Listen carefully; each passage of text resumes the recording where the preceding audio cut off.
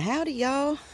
I've been watching Arkansas Woodcutter in the Shed Wars, and I've decided to enter my 8 tomato plants onto Team Woodcutter.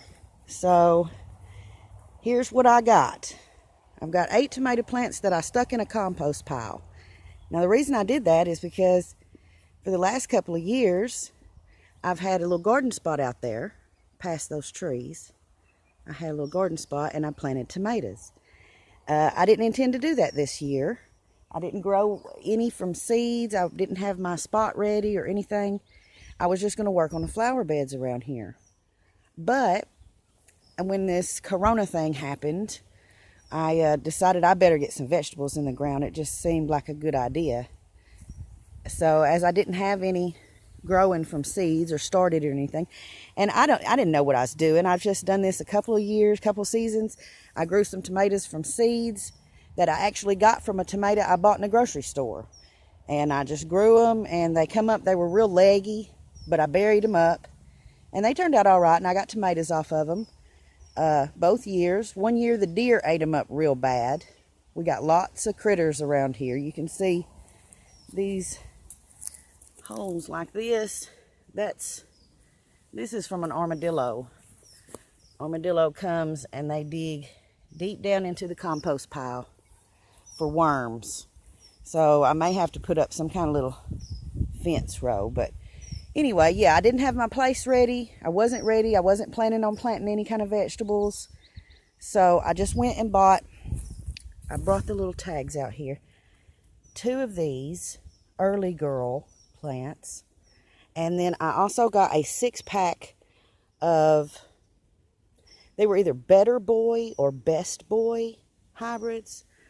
So the 2 in the middle back here that are a bit taller, that one and that one, those are the early girls, and the other 6 around here are the Better Boy or Best Boy hybrids.